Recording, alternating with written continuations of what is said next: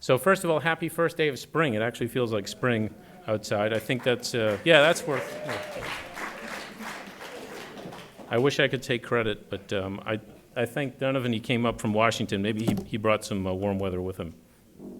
Well, on behalf of the board, staff, and Urban Forum Committee of the Boston Preservation Alliance, I'd like to welcome you to our 2014 Urban Forum, Preservonomics 101, the Economic Benefits of Historic Preservation. I'm Greg Gaylor. I'm the Executive Director of the Boston Preservation Alliance.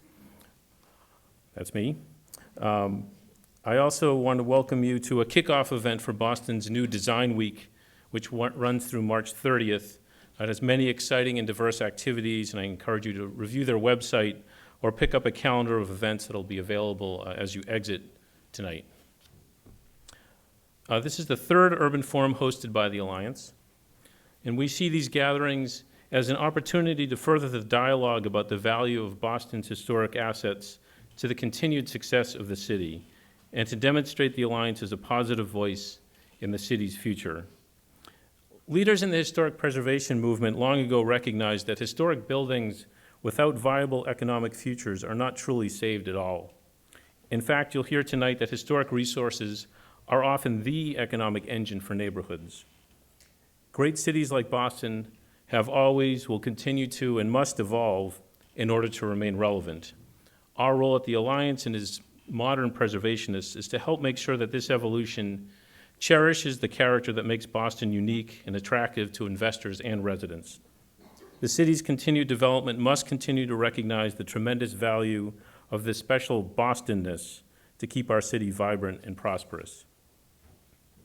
Last year, the Alliance completed a strategic planning effort, and one of the outcomes was this new tagline for us: protecting places, promoting vibrancy, preserving character, which I think captures much of what we do and why we're here tonight.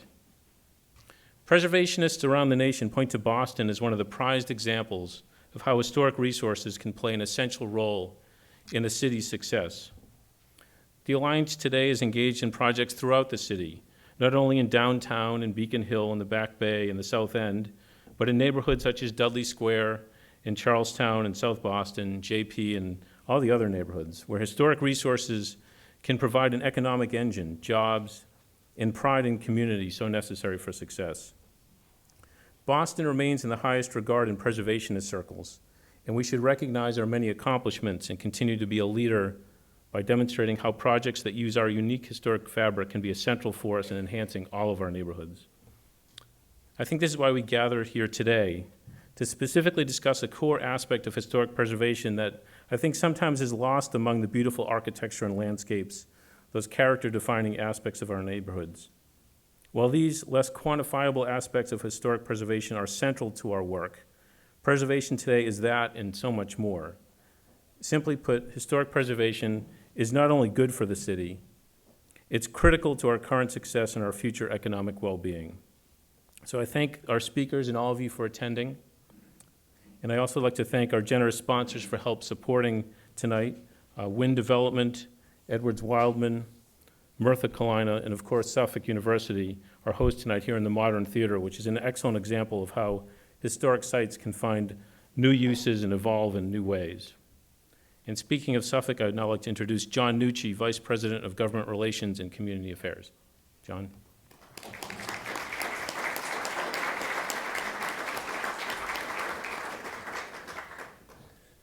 Good evening. My role will be very brief, and basically it's to welcome you all here tonight on behalf of Suffolk University and the Board of Trustees. And, you know, I was walking down from my office to get here, and I wondered to myself if I should start to get concerned that the older I get, the more I get invited to historic preservation discussions.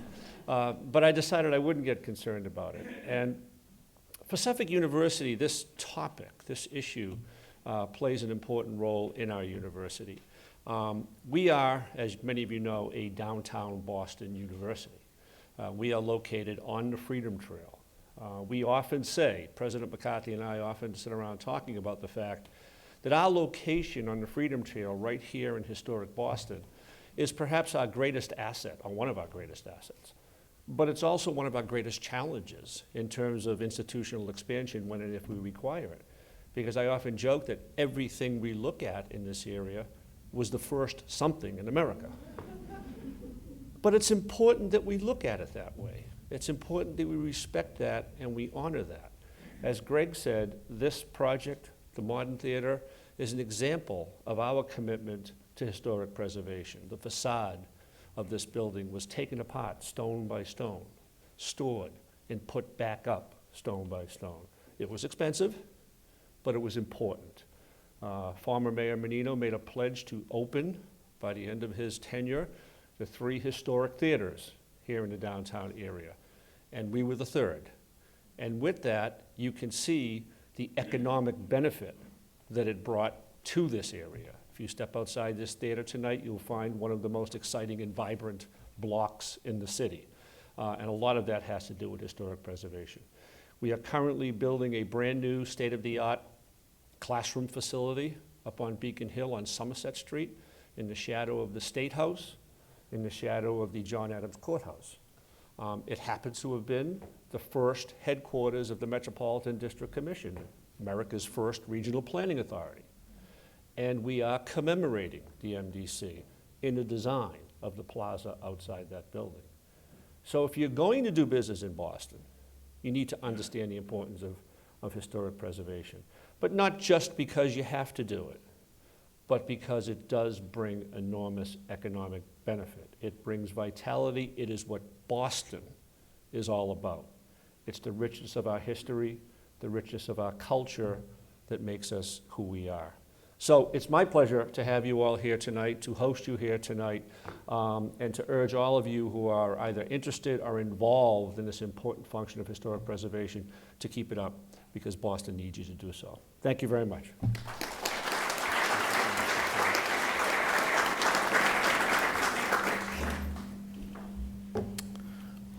Is John Barros in the house? All right, we'll sort of move on here, and we'll jump on ahead, and we'll then jump back out when John shows up. So pretend you didn't see that. So a quick outline of the evening. So the first item is when John Barros shows up, we'll let him have some comments. But after some brief introductions of our speakers, Donovan Rypkema will provide the keynote presentation for about 30 minutes, just so you have a sense of the way the night's going to go. And he'll be followed by brief comments by each of our 3 panelists. And then I'll moderate a dialogue with the panel, but driven by questions from you. So take some notes, pay attention. I really want this to be a dialogue and a discussion. And I want to get many people involved, so please try to keep your questions and comments succinct so we can hear as many voices as possible. And there'll be some of our Alliance Young Advisors with some wireless microphones, so please make sure you use those so everyone can hear. And we're also recording the event, so we'll be able to put it on our website.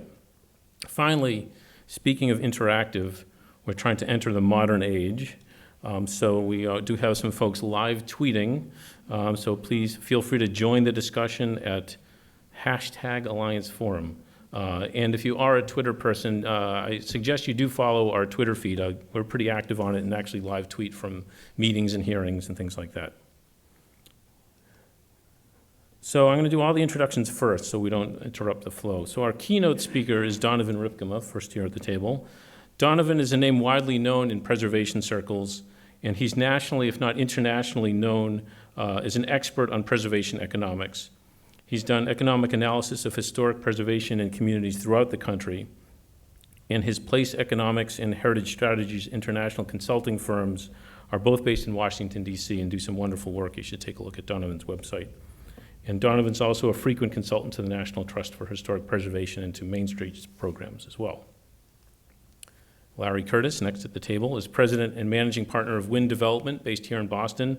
Larry's one of the foremost practitioners of historic preservation development projects, frequently pairing historic preservation funding with affordable housing tools to turn unused historic assets, which are dragging local economies down, such as large abandoned mill complexes, turning them into vibrant contributors and change agents for neighborhoods and towns throughout the country, many here in Massachusetts.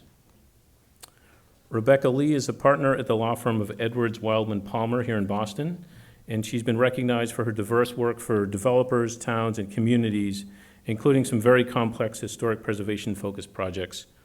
And she also brings experience from the city side as a former chief of staff and special counsel to the director of the BRA. Gerald Cayden is the Frank Backus Williams Professor of Urban Planning and Design at the Harvard Graduate School of Design. His research and teaching focus on the relationship between law and the built environment and public-private urban development. And as an urban planner and lawyer, Jerold has been and advised governments, non-governmental agencies, and private developers around the world. And since 1991, he's been the principal constitutional counsel to the National Trust for Historic Preservation. All right, I think that's enough introduction. So now I'd like to welcome Donovan and turn the table over to him, the podium. Next one is yours. Thanks.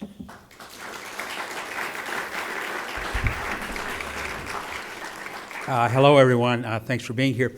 I don't want to quibble with the host, but given the reputation that Boston has, Preservation 101 sounds like it's an introductory course.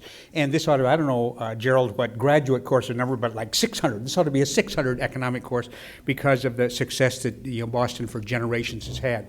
I hope that this is not going to seem like the eternal economic seminar, but no guarantee about that.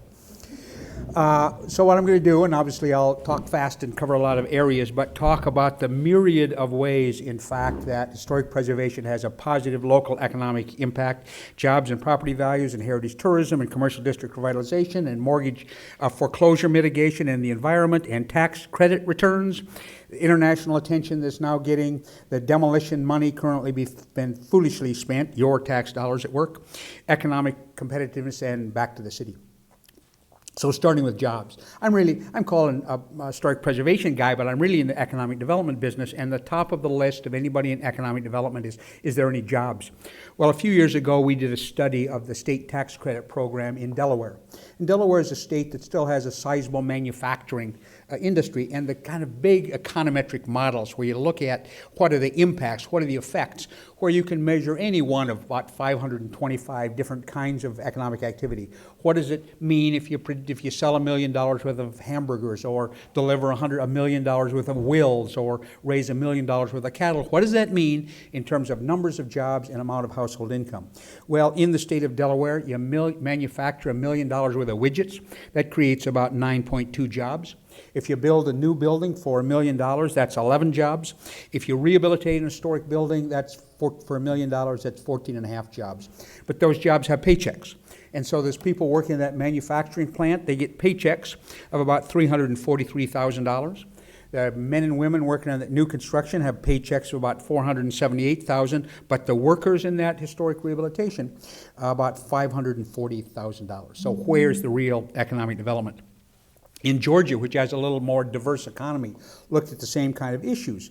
The citizens of Georgia just spent $1 gazillion to recruit an automobile manufacturer there, and it's their money, they can do what they want. But you produce $1 million worth of cars in the state of Georgia, that's 3.5 jobs and about $245,000 in income.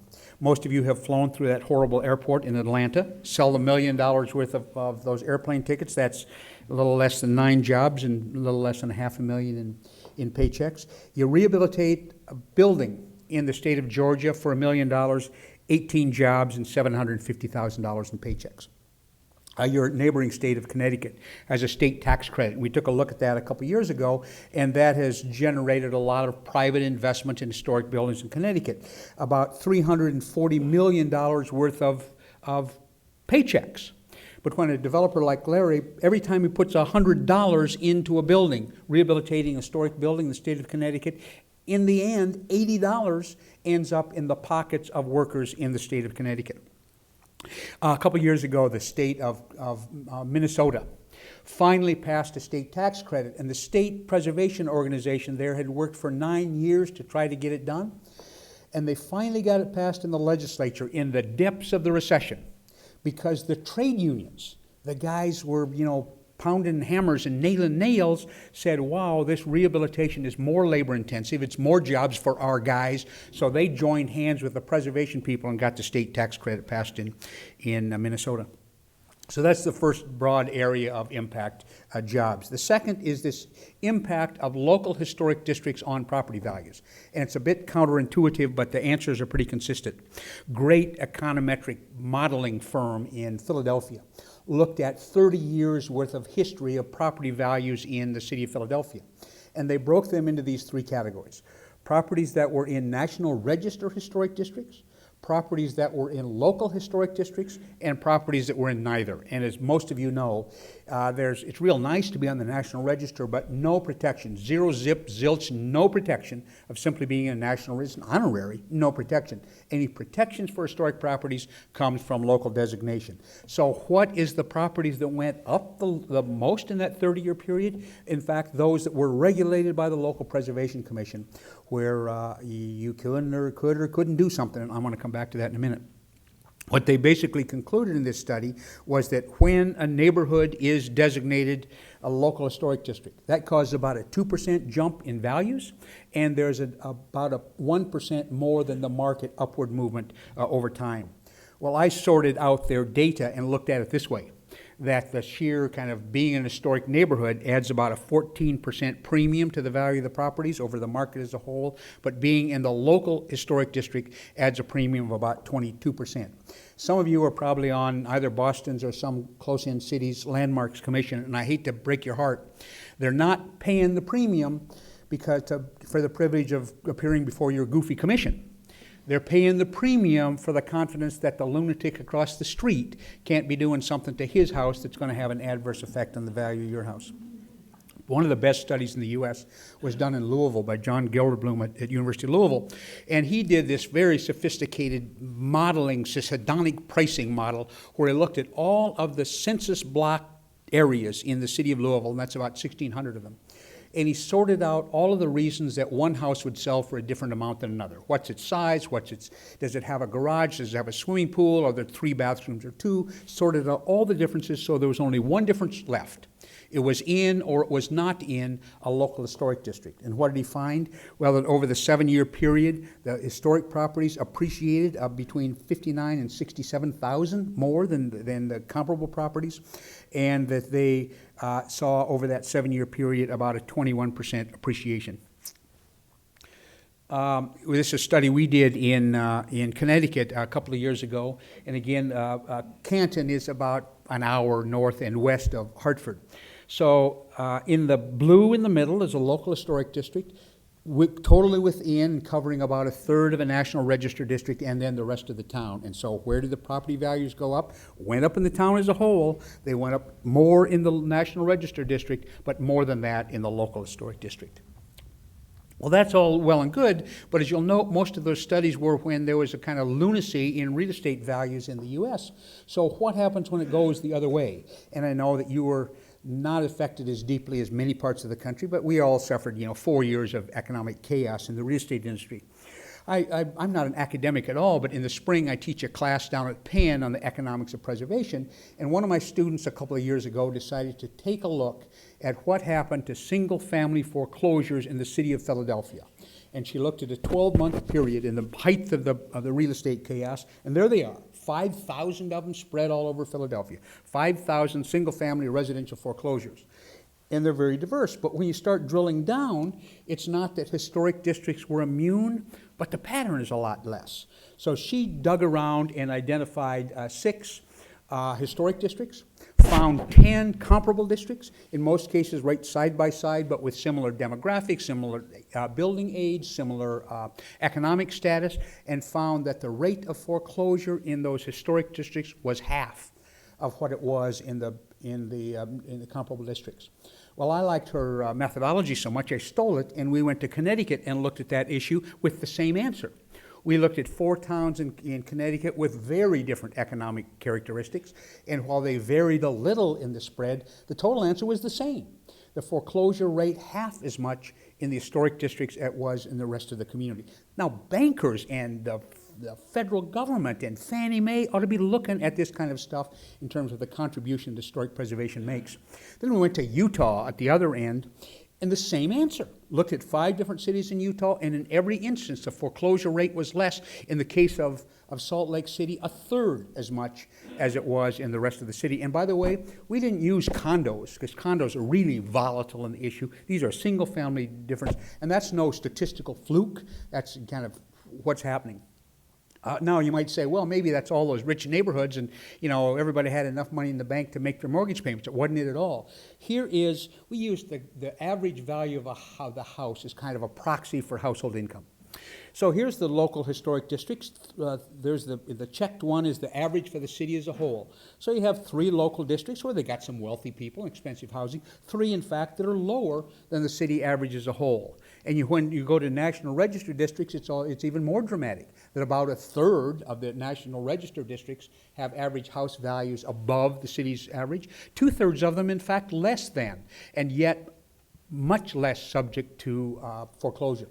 Why? It's not that people who live in historic houses never get divorced or never get fired or never run their credit card debt up too much. What's happening is, in geek talk, the downside volatility is less. The values are more stable in those neighborhoods. So if I get in financial trouble, I can get that house sold and move down the road before I get to that foreclosure. This is a huge difference statistically that needs to be recognized. So the third broad area is heritage tourism. Of course, you all know much of Boston's external economy is driven by that. So here's Philadelphia, great study that was done in Philly. Looked at the 5 counties in southeast Pennsylvania, $3 billion in output, 45,000 jobs, $975 million in paycheck.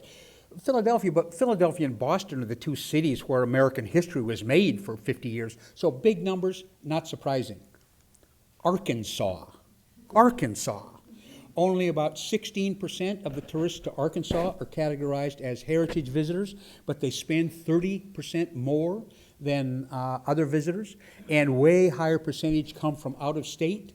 And that's, from an economic point of view, it's a big deal that going from one town to another inside Arkansas is kind of okay for the town people are visiting, but it has no effect on the income of the state. You got to get visitors coming from the outside in to make a difference. And even this relatively small portion of the tourism industry, 21,000 jobs, $319 million in income, and importantly for states trying to figure out how to fix potholes, $74 million in tax revenues.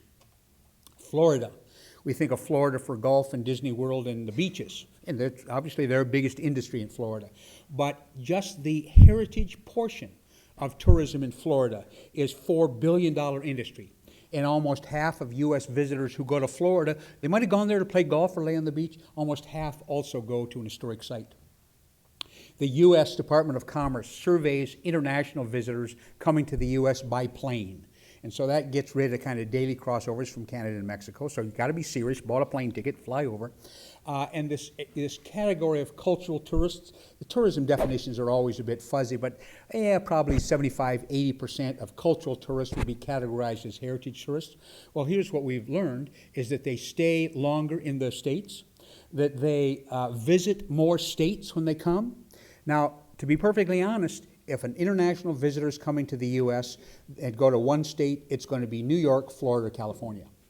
The other 47 of us states have to figure out those visitors who go to more than one state, and that's decidedly greater with cultural tourists. They spend more while they're here. Through 470,000 more international visitors to the U.S. visit historic sites than go to amusement parks. That 785,000 more go to historic sites than go to the beach. That 3 times as many go to historic sites than go to casinos. That 4 times as many go to historic sites than play golf. So if we want to capture those international visitors, we ought to think what they're coming for. One interesting statistic, and it's true in every study I've both read and looked at and done, but also internationally, and this is particularly important for those of you who are involved with historic sites. In fact, the historic site might be the person that might be what draws a person there, but that's not who's getting the money. That in this study we just completed 6 months ago or so in Utah, those historic sites, in fact, are only getting about 7% of the expenditure of that heritage visitor. It's the restaurant, the gas station, the motel, the retail shops. They're in fact are getting 93 cents of every dollar, and yet it's that historic site that's drawn them to town.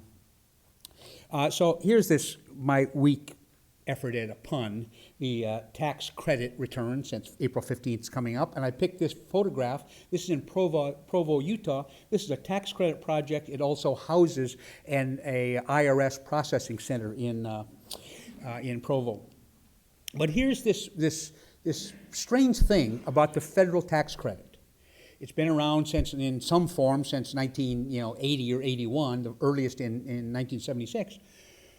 But in fact, it pays more to the federal treasury than it costs. For every dollar in tax expenditure for somebody getting the tax credit, ultimately $1.24 goes back in the federal treasury.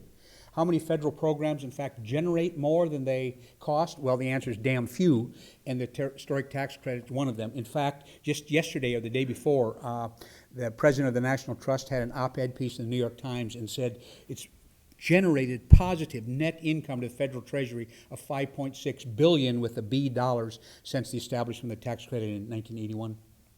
Here's what it means for Massachusetts. And I just picked the most recent data where it's been evaluated. About $115 million worth of investments using the federal tax credit in the state of Massachusetts. And that means 1,500 jobs. That means payroll of $81 million. That generated local taxes of $3 million, and that's enough to pay the starting salary for 88 new teachers. That on the state level, that generated about 3.7 million, and that's enough to pay kind of 57 mid-career highway patrolmen. And if you thought about this industry, the industry of restoring historic buildings as a single industry, that 1,500 jobs would put that industry in the top 0.5% of all of the industries in all of Massachusetts. And then there's the environment, and this is where kind of more recent, newer research has been looked at. A great combination of an investment banker in Baltimore teamed up with an environmental economist, and that's not an area I know anything about. But they looked at historic preservation from the environmental metrics. And their base was this. We've got two choices. We can take an existing 50,000 square foot warehouse, and we can fix it up and use it for whatever, or we can go at the edge of town and build a new 50,000 square foot warehouse. And when we're done, we have the same utility. The building does the same thing, but what are the environmental differences of making those two different decisions? And you can see it, 20 to 40% reduction in vehicle miles traveled, CO2 emissions, 100 metric tons, saved CO2 relative to suburban construction of about 20,000 gallons of gasoline, saved 55,000 million BTUs. Greenfield land, 5 acres saved by reusing the existing, less construction crap in the landfill of 2,500 tons, and importantly, the saving on infrastructure cost of between $500,000 and $800,000.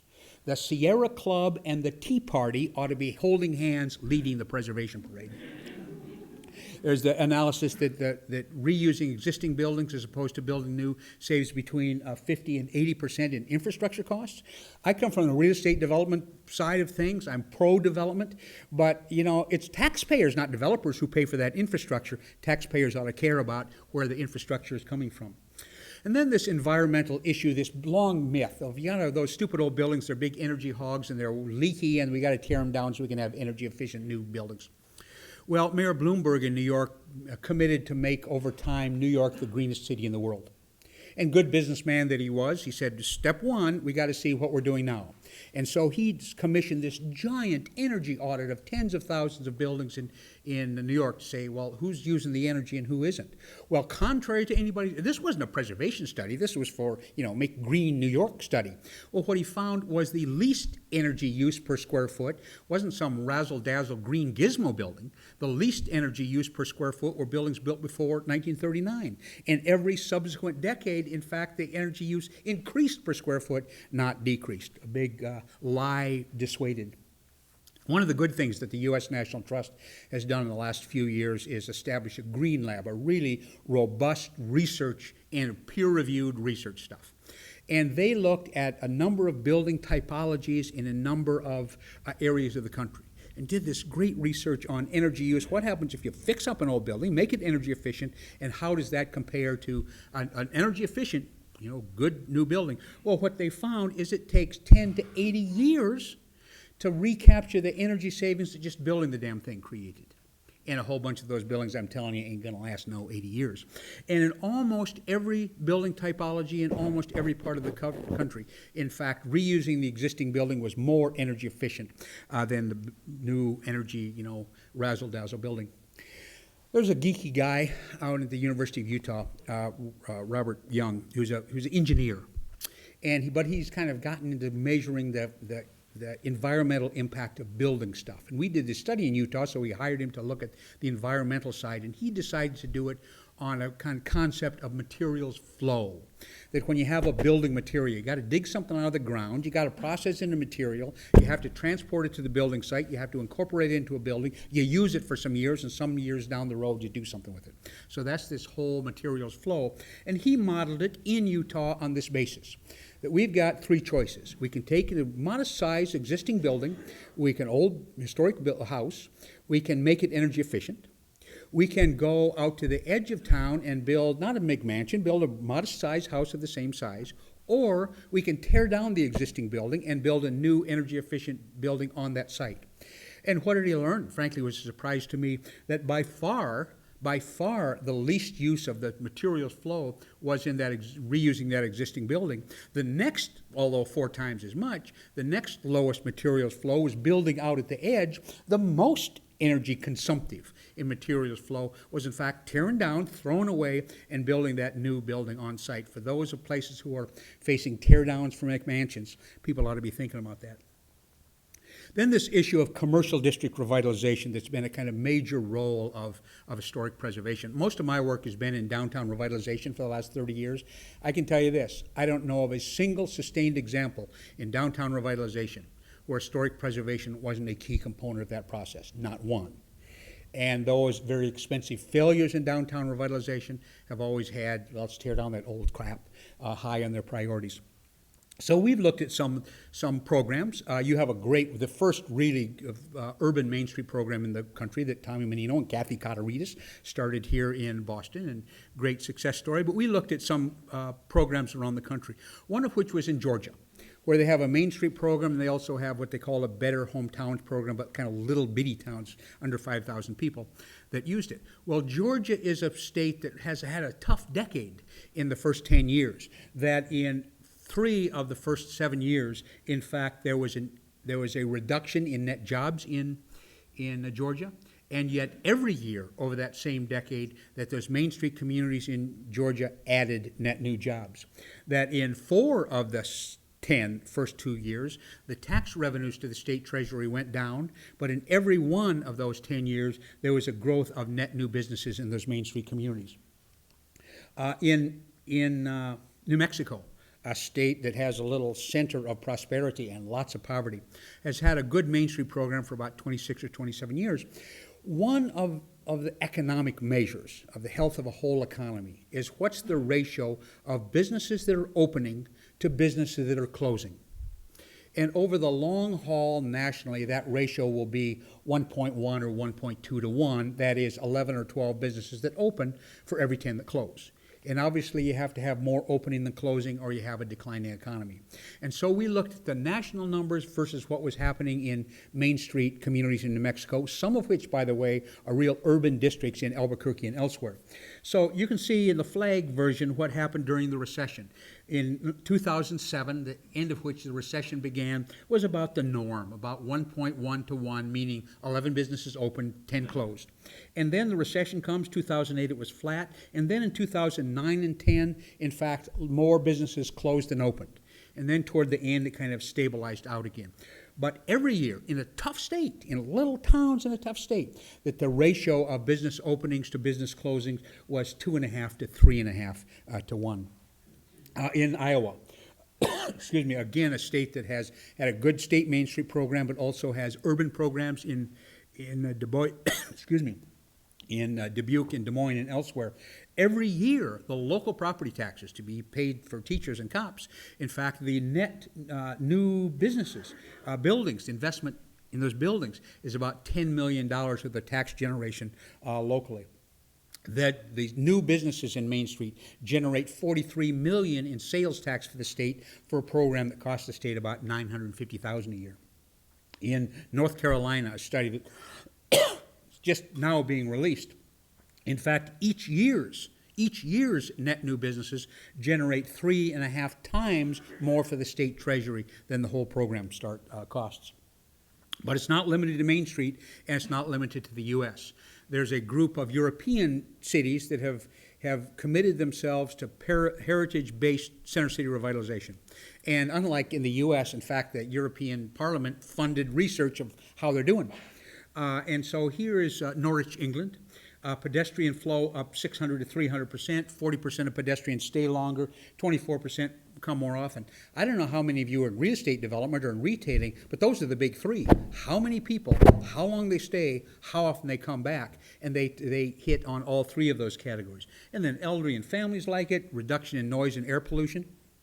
In Ghent, Belgium, one of the other pilots, 84% of visitors coming back, reduction in accidents, improved access for people with disabilities. All these external benefits from a heritage-based center city revitalization program. And then the World Bank, or the Inter-American Development Bank, for about 20 years has been funding in Latin America heritage-based center city revitalization efforts. So they decided after 20 years, we ought to take a look and see if it works or not. So they commissioned around a dozen studies from around the world, some that they had funded, many that they didn't, and to see kind of what the outcomes were. And what they found, different countries, different parts of the world, different economic systems, different economic conditions, and yet the answers were all the same. More private investment, more middle-class families moving to the center city, increasing property values, more businesses, higher tax generation, the kind of dream list for anybody in the economic development business. Then there's an issue of economic competitiveness. There's a guy, my new best friend, a guy by the name of John O'Brien, who was in charge of direct foreign investment for Ireland. And he's no historic preservation guy. He's in charge of getting companies to invest. And there's where they got in Ireland. In spite of its recent turndown, as most of you know, it's been a real star performer, mostly because young knowledge workers have been flocking to Dublin and companies have been following him. And here's what John says. He says, I don't care about these stupid old buildings, but they are, and lots of these companies don't exist in historic buildings, but it's part of the quality of Dublin that's attracting the young people, and it's these young people that are attracting these companies. So I decided, well, we ought to look and see if that's a test. And it was based on this series of premises, that if for the first time in human history, like lots of people here and elsewhere are saying, that instead of people following jobs, jobs are following people, particularly for knowledge workers, and if those people are making the decisions based on quality of life, and if historic resources are part of the quality of life equation, then we ought to see a differential in terms of direct foreign investment in those places with great heritage. So we tried an experiment with, I teamed up with the University of Erasmus, and they have this giant database of tens of thousands of data points about a company from Boston who invests in Nairobi and all these combinations. And so we looked at European cities that were on the World Heritage List, but also were members of the Organization of World Heritage Cities. We looked, and so they created this model. 29 cities met that test. And then they compared them with 190 or so cities that, and accounted for differences for things like density, population, human educational levels, pollution, other things that might account for differences. And what they found over a 10-year period, 2003 to 2013, is those heritage cities, 41 more instances on average of direct foreign investment than those European cities that in fact didn't have those characteristics. This kind of economic role of preservation is being identified in the international world. Just at the beginning of the recession, the European Parliament held a role about what does heritage conservation do in times of recession. That same year, the European Heads of Heritage Forum, the kind of culture ministers, met, and their conclusion was all the evidence demonstrates that investment in heritage is an inherently sustainable, long-term, and measurably successful solution to economic recession. And so organizations like the World Bank, the Asian Development Bank, the Inter-American Development Bank, and even kind of highfalutin organizations like the Council of Europe and ICOMOS are now saying this economic preservation link, we need to pay attention. Last summer, there was a conference in London put out by the European Investment Bank on looking for innovative financing for cultural heritage. And the World Bank, 2 years ago, put out this book that's specifically about the role of heritage in economic development. We have some of your tax dollars being spent foolishly. There's a thing called the Hardest Hit Fund that was created by Congress, good effort, to help these people who kind of got stuck with this recession. But instead they decided to spend it all on demolition. And the U.S. Treasury has decided, oh, you can spend all that money and you don't have to be subject to thumbing their nose at the historic preservation law. You don't have to comply with Section 106 provisions. So hundreds of millions of dollars is spent in demo. Well, just about 2 weeks ago, a big proponent of Land Bank in Cleveland, big proponent says, oh, here's the evidence why we should be doing this demolition. Here's the impact on property values. Well, but what's all happening? The poor people who got sucked and got screwed in Urban Renewal 1 are getting screwed in Urban Renewal 2. In those neighborhoods, in fact, there's negative benefit of all this demolition, and that's where 85% of it's taken place. The Back to the City movement. I've always contended but never have tested that when people start coming back to cities, they come back to first historic neighborhoods. Well, Philadelphia is now waving its flag because first time in 50 years, they gained a little population last year, except that they didn't. The historic neighborhoods in Philadelphia gained about 12,000 people. The rest of the city, in fact, lost population. Washington, where I live, again, this is the 2010 first census where we gained population. It wasn't random. That the people in the city of Washington, about 45% of us live in National Register historic districts, but they gained about 63% of the population.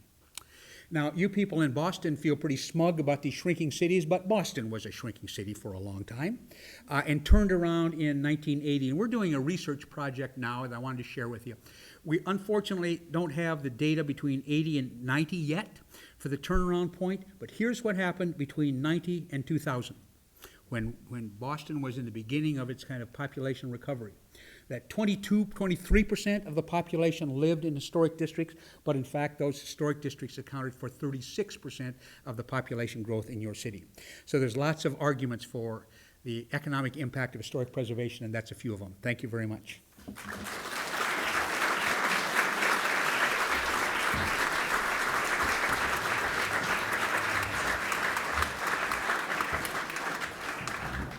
Thank you, Donovan. That was great. So have you ever had one of those discussions when people say, well, what happens if too many people come and there's not enough room? And you say, well, wouldn't that be a wonderful problem to have? Well, sure enough, we have people waiting for seats. So we're going to give a few people slide in. If you have a seat next to you that's open, raise your hand and point, jump up and down and scream. And the other good thing that happened while you were listening to that wonderful presentation was that John Barros arrived. So we'll let people filter into some seats. We've got another seat up front here. Front row, second row. I see 1, 2, 3, 4 seats. We got everyone in. Everyone else ran for the hills. All right, so as I mentioned earlier, not appearing on your program is a late addition, the new Chief of Economic Development for the city, John Barros. Many of you may not realize that John is a preservationist. He lives in the George Milliken House, a Boston City landmark in Upham's Corner in Dorchester, an 1881 home he lovingly restored, working cooperatively with our own Boston Landmarks Commission. And John, we look forward to working with you as you apply that personal experience to the city at large, and appreciate you coming here tonight.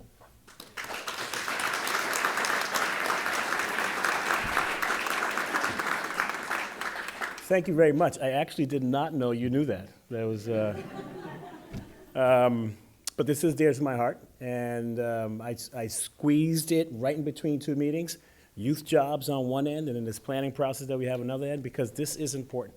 You heard a very comprehensive presentation, really impressive, about the importance to our local economy for Boston. And I'm here to say that the Walsh administration is really serious about historic preservation. I'm excited to see all the city employees in the audience, and it's great to know that we at the city not only believe in this, but we want to learn more and get better at it, which is why the mayor, in creating the new Economic Development Cabinet, is separating tourism from arts and culture and special events. And in tourism, a big part of that is historic preservation and understanding and preserving and supporting the ability to market and talk about Boston's history. And he's so serious about it. The other day he said, John, we've got to take a walk on the Freedom Trail, because we've got to make sure that when the visitors come, that they are seeing the richness of Boston and we are taking care of it. I hosted a group of Norwegians last night who were coming to think about doing business in Boston. And one of the top reasons they gave for Boston was because it reminded them of historic Europe, because of the character, because of the quality of life. And they're going to make business decisions and locate in Boston, hopefully, because we've done a decent job with historic preservation. We do, in fact, have more than just downtown to preserve. Our neighborhoods have tremendous rich histories. And I was fortunate enough to team up with my brother and work with the Landmarks Commission to rehab the George Milken Home, which was first built in 1881. And it is really sad sometimes to see the demolition that is happening in our neighborhoods. That's why I'm excited as Chief of Economic Development to make sure that historic preservation is something that we know is important and that we're pushing. And I am looking forward to creating better financial incentives and products and pushing for that to make sure that this is not a huge burden. It took two of us to do that home. We did it with a 203K loan from HUD. And there's got to be better ways and better incentives to make sure that America's cities continues to thrive on the richness of its history, and our economy continues to understand the growth that we can have because of it with the right financial tools. Thank you very much for the work that you do and for being here tonight.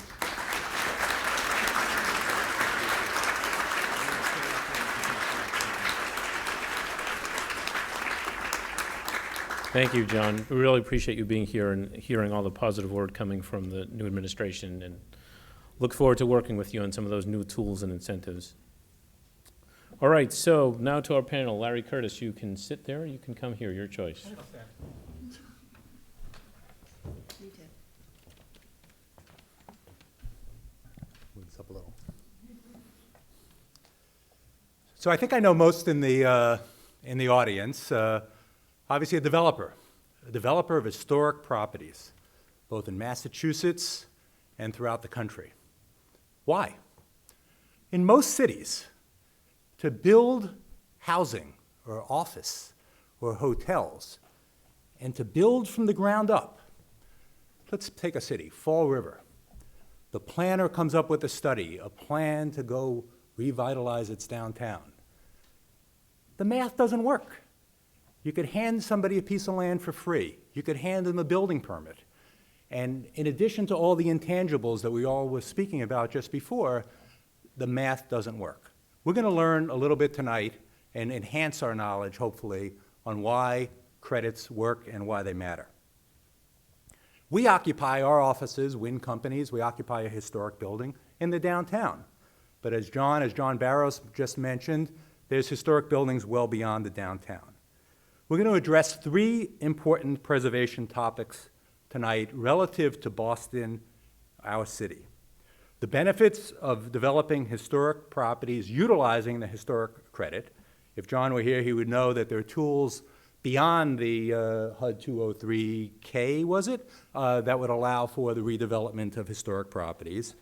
We're going to enhance the knowledge that we've already learned from the first speaker, from Rypkema, on the value of these developments in terms of neighboring economy, and the credit as an economic catalyst.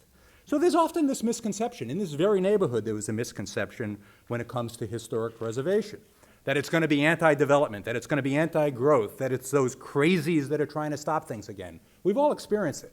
You historic people, you're against growth.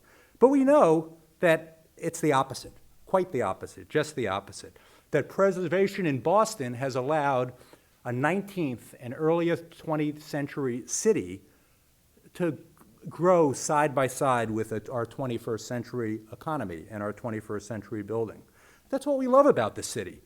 The combination of it all, the pride we have in living in such a locale, be it this theater that we're in tonight or buildings such as we developed. I'm here tonight with Daryl Settles, my business partner, among others, like the Baker Chocolate Factory in Lower Mills, like the Oliver Ditson building in Mission Hill. It's the historic buildings that make our city. It's the historic buildings that make so many of our cities. And we heard a little bit about sustainability, the environmentalism embedded in each and every one of these decisions, each and every one of these properties. This economic catalyst, the catalysts yes, in downtown, at the corner of State and Congress, but also in each and every neighborhood in the city. Each and every neighborhood, be it Roslindale or properties like we've done at Washington Park and Nazing Court in Roxbury. Properties that just simply would not happen without the historic credit. Properties that serve as economic catalysts in neighborhoods and serve not just rich people buying $2 and $3 million condos across the street, but normal working people with normal paychecks that live great lives in our city. So why historic tax credits? Well, we know the basic rule since 81, 82. They underwrite 20% of the project cost, approximately 20% of the project cost. Combined with other areas of credit, like in Massachusetts, since for the last 8 or 9 years, through the great efforts of Preservation Mass, Jim Igo and Aaron, the creation of a state historic credit, making the math work. So, in most cities, if the rents for office space are $15 a foot, or the rents for apartments are $1,000 a month, you can't build a new building. It doesn't work. But when you build that new building within a historic mill, or in a historic school, or in a historic loft building, you can make the math work, and at great payback to the federal government. It allows developments in areas that are home to low and moderate income families, and essential to creating vibrant neighborhoods, essential to making the math work. But there's a problem. The problem is, everybody reads the paper, everybody knows of this, everybody in the historic community, that this credit is threatened. It's the first time it's been seriously threatened in 30 or so years. Other areas of credits that have supported economic activity that we're involved with, like the low-income housing tax credits, are perennially threatened, and there's great industry leadership to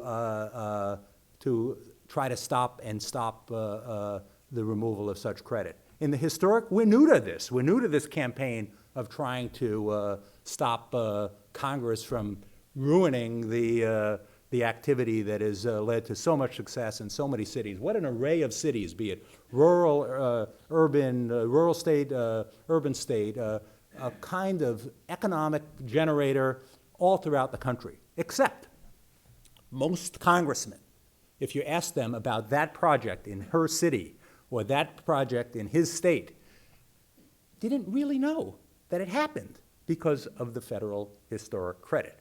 I didn't realize that. So we've been sitting, on behalf of my activity at the National Trust and others at the National Trust, we've been sitting with congressman after congressman with a piece of paper that shows and a photo of every property that's happened in their communities, and why it's important to keep the credit as the job creator and as the revitalizer of cities.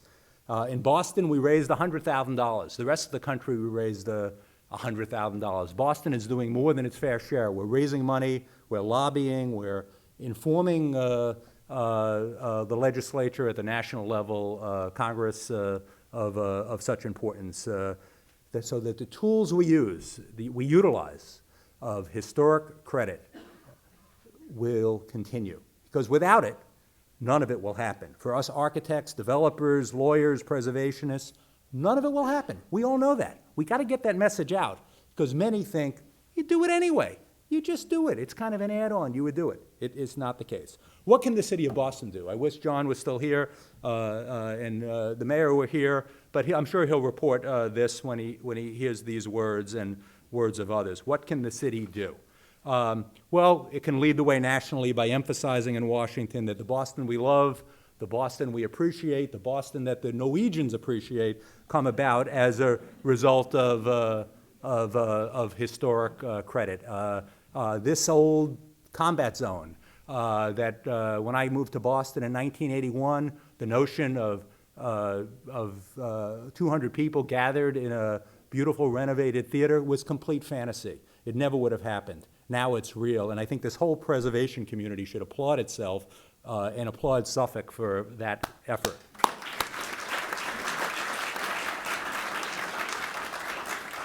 We need to applaud the state of Massachusetts' effort. Too much, there's bad-mouthing. Oh, everybody's yelling and screaming at Mass Historic Commission. They're yelling and screaming at Secretary Galvin. We need to stop it. We need to emphasize the importance that the state historic credit has had on the success of historic property development. It's not perfect, but it won't be perfect. And we need to focus the attention, like we have over many years, of increasing the state historic credit from 10 million to 15 million to 50 million. We have an excellent chance, if we prove these economic arguments, of getting it to a bigger number, which will allow more activity. Dykman, your number of 115 million a year, I think it's understated. The state historic credit alone is 50 million a year. It's generating, I'd say, at least 250, maybe $300 million of economic activity. I think sharing some facts that Preservation Mass and Boston Preservation Alliance have will make that number even better. In the neighborhoods, at the local level, it's the smaller buildings. We need to do more on that.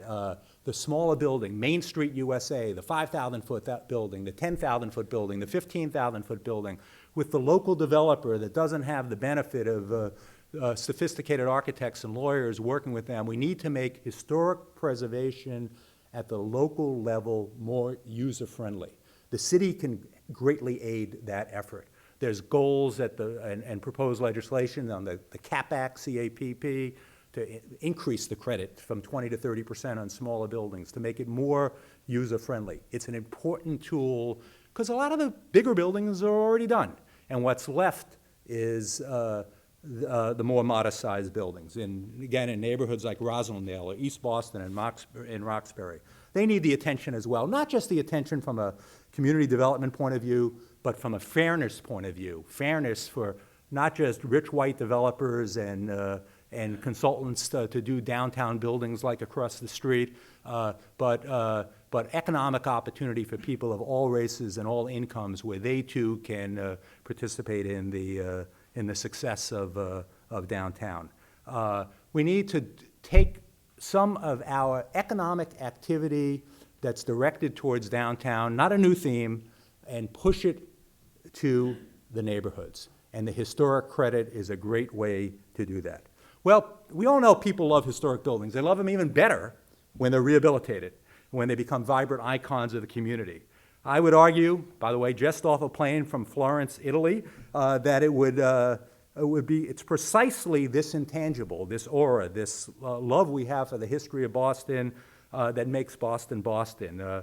So we need to diligently work on keeping the tax credit, spread the word, and I think we will, over time, continue to have the historic credit, the most important tool that we all have to enable us to create great cities. So thank you.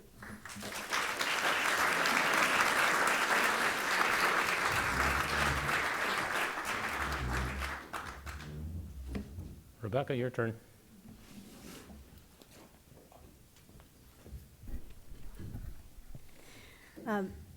First, I just want to say thanks to the Boston Preservation Alliance for inviting me to speak today and for giving me the opportunity to be one of the panelists with these wonderfully bright and incisive panelists, and Donovan as well.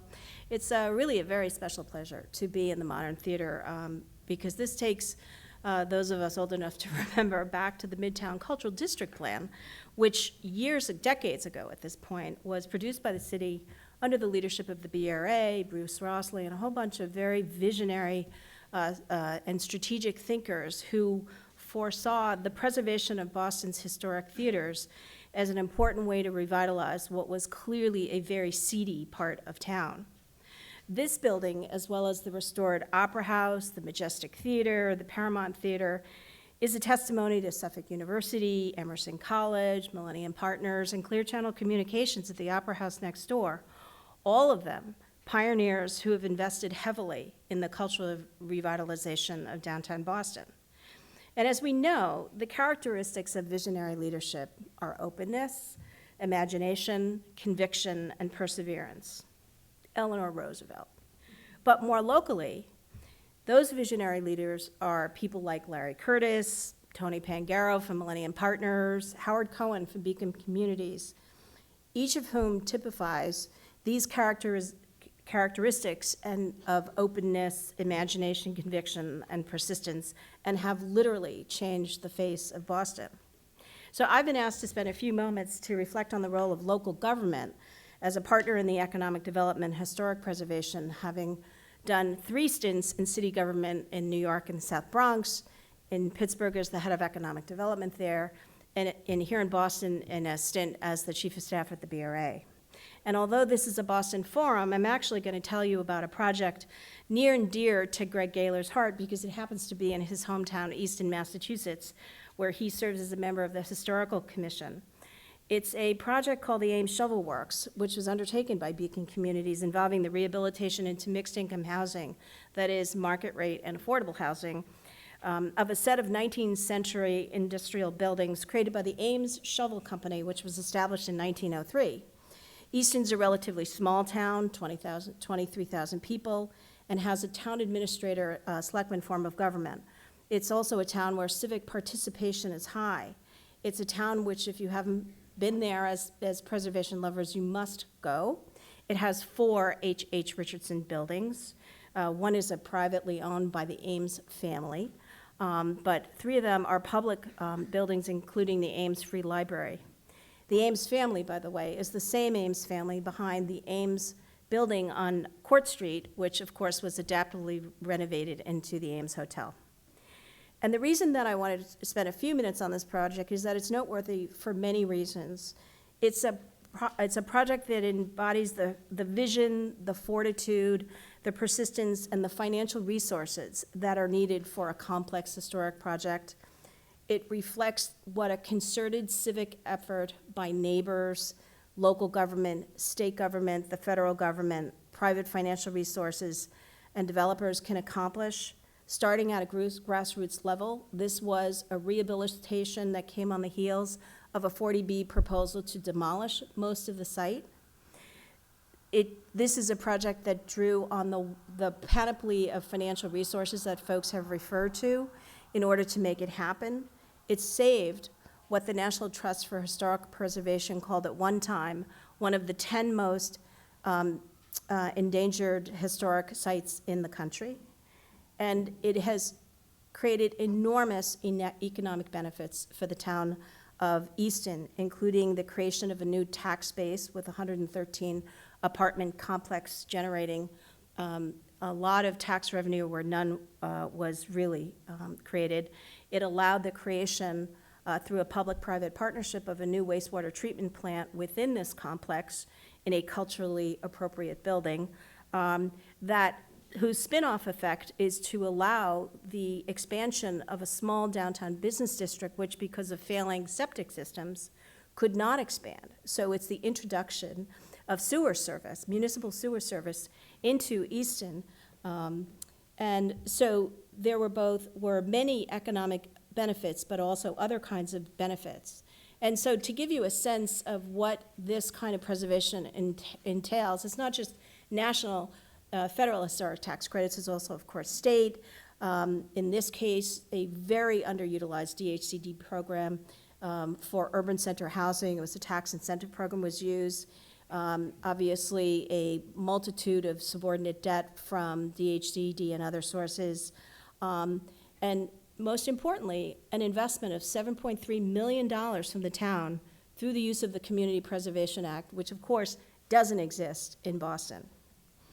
And if this also sounds like a lawyer's employment program, including me representing the town, it was, because part of the challenge of historic preservation when you use these myriad of sources is that it is complex. And one of the challenges is to figure out how to get this accomplished for smaller scale projects where the transaction costs are not nearly so cumbersome, where there doesn't have to be the cadre of development consultants that accompany large projects like this.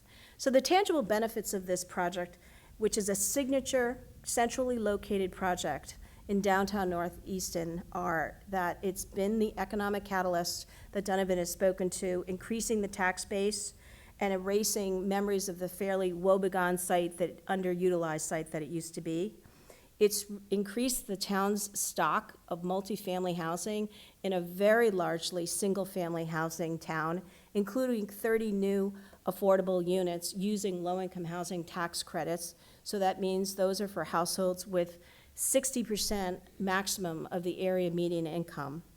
It's green, it's adaptive reuse, it's the creation of a 1.5 million square feet, 1.5 million, I'm thinking about a different project. It's 1.5 acres of open space, the use of green technology, transit-oriented development. This is a site that's near the new planned South Coast Rail, and it's the redevelopment of a brownfield site.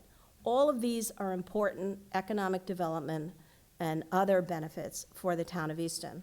And the intangible benefits are clear, because the intangible benefits of preservation are what makes it so near and dear to our hearts. It's about a connection to an affirmation of our heritage in Easton. That's the industrial heritage of Easton.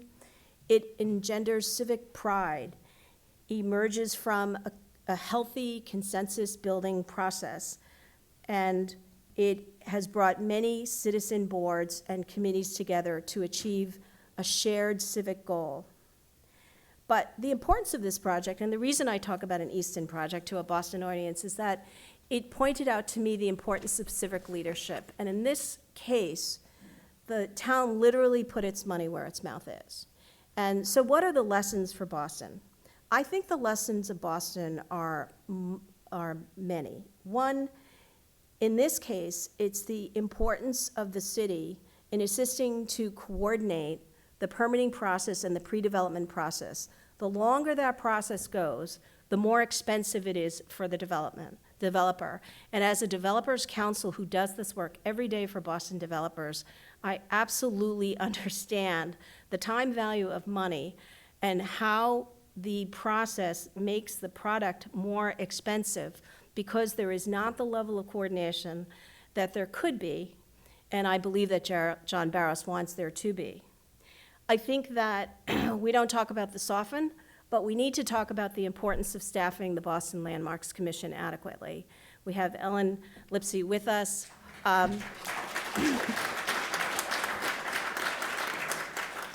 But having spent a year in City Hall where I would go in every Monday morning with my list of things to get done that week, and then midway through Monday, all this stuff was coming over the transom and my life became just playing defense. It is very hard when you are understaffed in City Hall to get your strategic vision moved forward.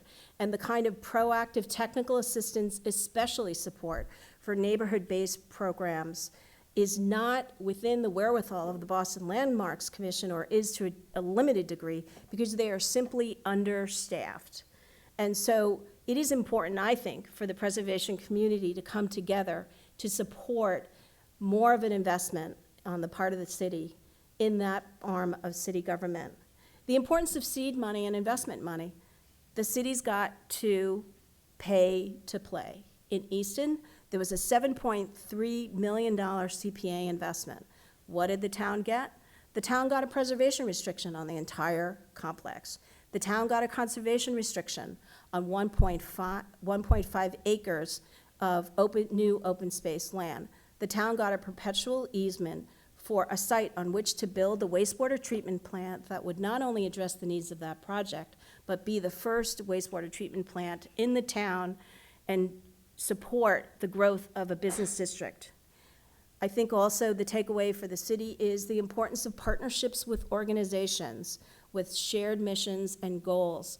For example, the Boston Preservation Alliance's study of East Boston, I don't know how many of you have seen it, but it was a wonderful consensus-building, grassroots efforts to look at the historic resources and riches of East Boston.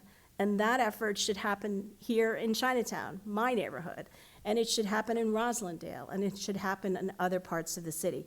But it's important, again, for the city to have the resources within itself to be able to forge those kinds of partnerships. So I want to leave you with the message that we all need to support City Hall as they look and to create their strategic mission for the new administration. And what I'm hoping very much is that the city will emerge, city government will emerge as a real leader in supporting preservation throughout the city. Thank you.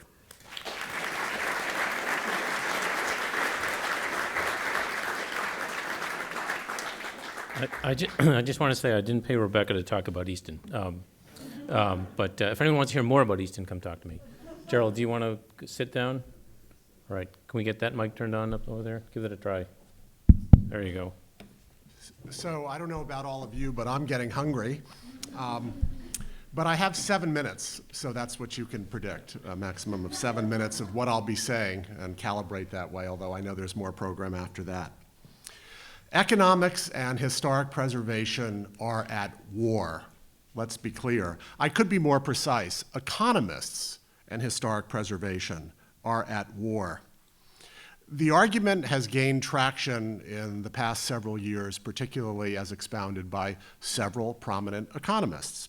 The argument is this: historic preservation generally, but more specifically historic preservation districts, stifle the ability of developers to acquire and develop land, especially for housing.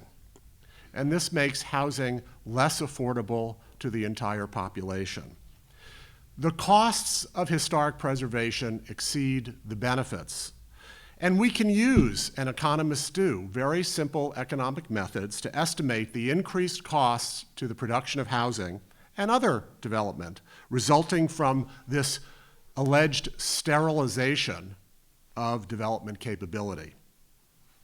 The argument continues. Density is king, more is better, more density is better, because it, again, lowers the price of housing and other components of the built environment. So some of the solutions that have been proposed to deal with this aggressiveness of historic preservation, extending its tentacles into many acres of land in cities and preventing new development, is to cap the number of landmark designations as well as historic district designations in a city at an arbitrary number. I say arbitrary because it's not based on whether or not the buildings and the districts are indeed historic or not. The idea is put in a number, make it stick, that can sell, and that will prevent historic preservations from running amok. Historic preservation benefits, not costs, but benefits, are assumed to be less than the cost of increased housing prices, especially because housing prices are numbers and historic preservation benefits are not. Now, we've heard a very good presentation from Donovan about numbers, and that becomes part of an argument that one makes across the country. And if we could reproduce Donovan and create clones of Donovan and send them out across the country, I think we'd make great headway. Unfortunately, there aren't that many Donovans around to do this kind of presentation. And Donovan's presentation admittedly only gets at part of the benefits of historic preservation. Indeed, the economic development parts of historic preservation, as he completely openly and honestly states. But historic preservation advocates, I assume most of us in this room, we know what the benefits of historic preservation are, but we tend to use words rather than numbers to describe them. Rebecca started talking about it in a sentence or so in her talk. That individual and collective sense of place, the identity that we derive as human beings, individually and collectively, from having a historic fabric, something that has been there, that connection to the familiar and the reassuring, that connection to generations past, that locate us as human beings on this planet. That's, after all, what buildings and landscapes and places do for us. They're steady companions that keep us tethered to a place, to our identity. We know this viscerally. We know this axiomatically. We know this in our core being. And Greg, I noted in his introduction, said, historic preservation, it is that and so much more. Well, we all know this. We all agree. It is all of that. But I think we're missing one piece of the argument if we don't move beyond words and engage to some degree on the quantitative front with the benefits of historic preservation to match up with the arguments on cost that are being increasingly made on the economics front. Donovan indeed has suggested some tools to quantify the benefits of historic preservation. I think his tools are absolutely necessary, but they're not sufficient. He looks at indirect benefits, all of the economic development benefits that there may be, and they are manifold and they are real, and he does a wonderful job explaining them. But how about quantifying just what I said? All of these, what we up till now call intangible benefits, but are really at the core of why we finally have historic preservation. Not for the jobs, not for the tax revenue, but indeed because it's important to us individually and collectively in society. What if we could quantify that? And there are indeed mechanisms to do that kind of quantification. I won't bore you with those technical details, but methods such as contingent valuation and other kinds of methods allow us to begin to put numbers on this sort of thing. And in my experience, as I have observed the same sorts of debates in the environmental movement as in historic preservation, saying the value of that river, the value of a grizzly bear, those values are incalculable, simply doesn't cut it in this day and age. And it's equally important to put real numbers, even if to some degree we don't fully believe them in terms of precision. But we put real numbers on the benefits of historic preservation in order to match up with the real numbers that have been placed on the costs associated with historic preservation. It's also time, in my view, to get much more aggressive about the so-called oversimplified argument, density is king, and if we only built more, prices would go down. After all, at its extreme, by that argument, we should build high-rises in the public garden, and that will indeed reduce the cost of land, arguably, or reduce the price of housing and other goods because we simply have supplied more built environment. And economists will say, well, that's ridiculous. We wouldn't want to do that in the public garden, to which I answer, well, why not? And the answer is because in balancing, even economists, and I'm not saying all economists, would agree that there is a balance here between costs and benefits. So even in their calculation, whether it be public garden or Central Park or Boston Common or whatever, they would agree that we don't build everywhere. So density indeed is not king or queen or knight. It's something to be balanced against the core values of historic preservation. So I conclude with this. This is called, I guess, Preservonomics 101. Imagine Economics 101 freshman year at any college.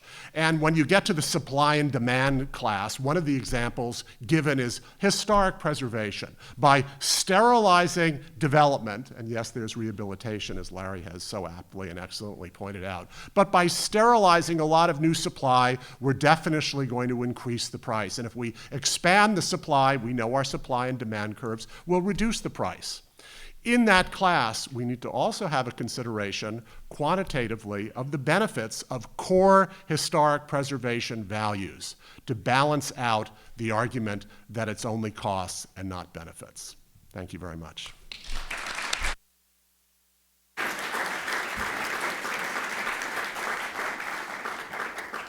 Okay, I think we're going to turn this over to some questions. So I think we've got some folks with microphones in the aisles, so anyone want to start? Some good discussion, or are we going to make me have to start? No one has a question. I find that impossible. Here, I see a few hands here. Front rows.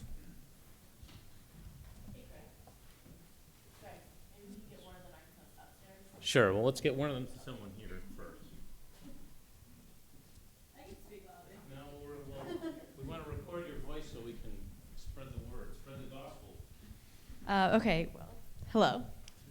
Should I introduce myself? Go right ahead. Okay, I'm Megan Flaherty, and I first want to say that I spent 5 years working for Historic New England. I'm not sure if you're familiar with that, but my biggest focus with historic preservation was of the buildings that I worked in, and it's just really fascinating to come here and hear about the districts and think about that more, because when I saw this posting, I guess you could say, my first thought of historic preservation was the buildings that I worked in and toured in and shared with people, but there is so much more than that, and I just want to say that was, I'm taking that away tonight, so thank you, I guess, for sharing that whole different level of historic preservation that I can get involved in. So yeah, Also, Boston Design Week. All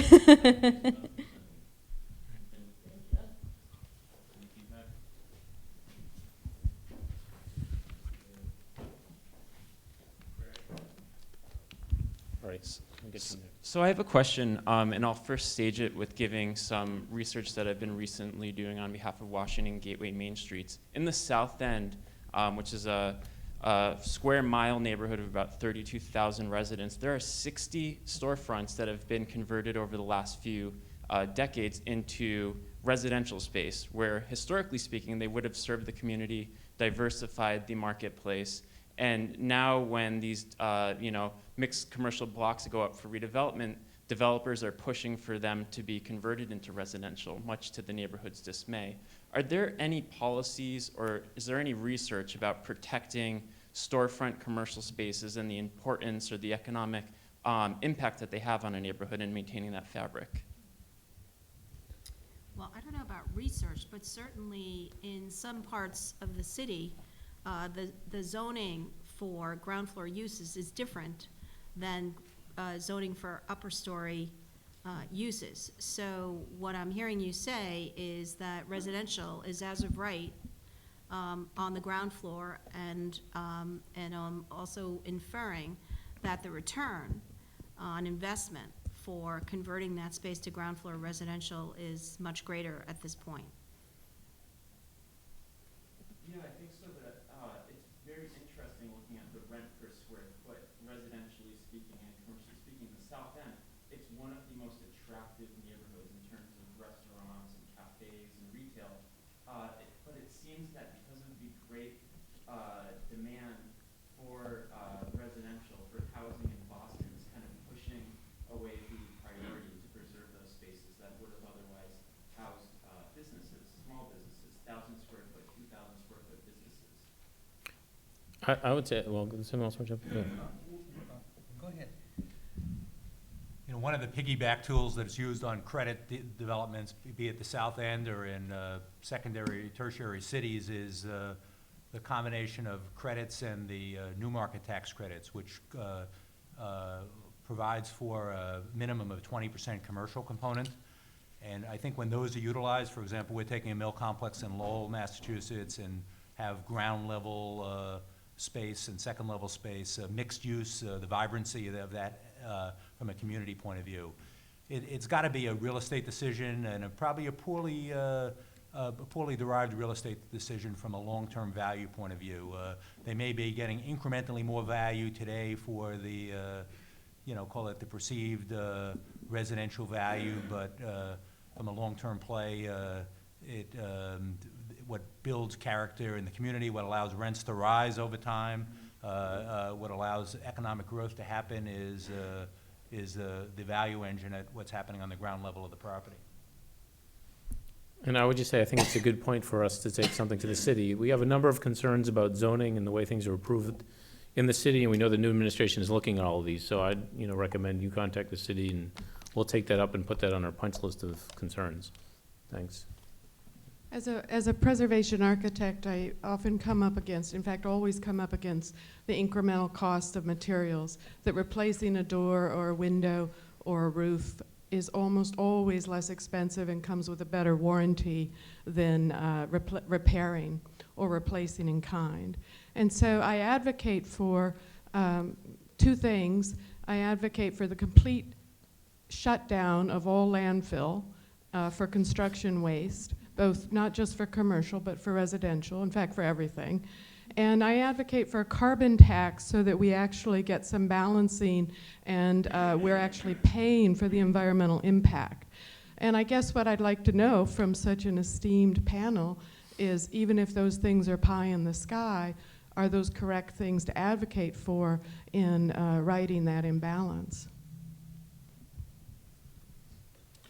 Well, Larry will have a better answer than I, but this issue of time really is important, because even in those calculations, which is cheaper, depends on if I'm looking for 3 years, if I'm looking 30. It's a different answer. And to the extent that we can use mechanisms, whatever they are, to extend the time horizon, to the extent the time horizon is extended, historic preservation, including, you know, restoring this door instead of buying a new one, is going to be more competitive.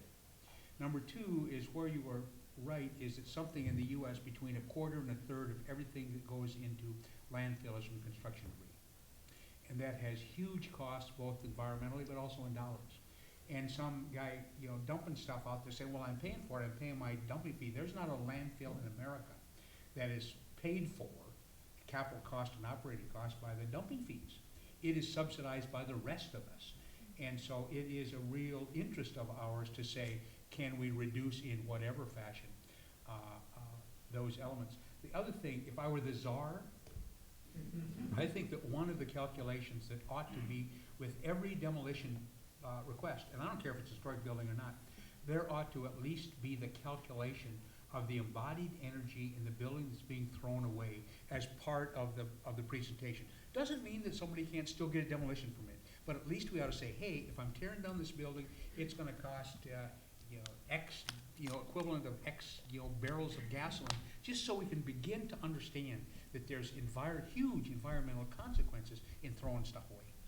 Except I would always advocate that I think the preservation community needs to stop using the term embodied energy, because embodied energy is a sunk cost, it's already gone.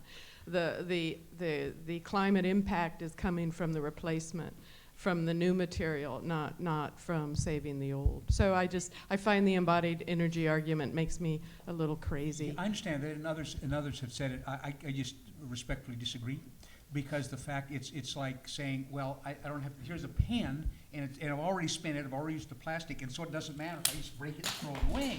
But it does, because that act then requires the new consumption materials. So I think if we have something that's still of use and recognize that that is embodied, if we throw away the embodied, requires then the reuse. So. If I break this microphone now, it's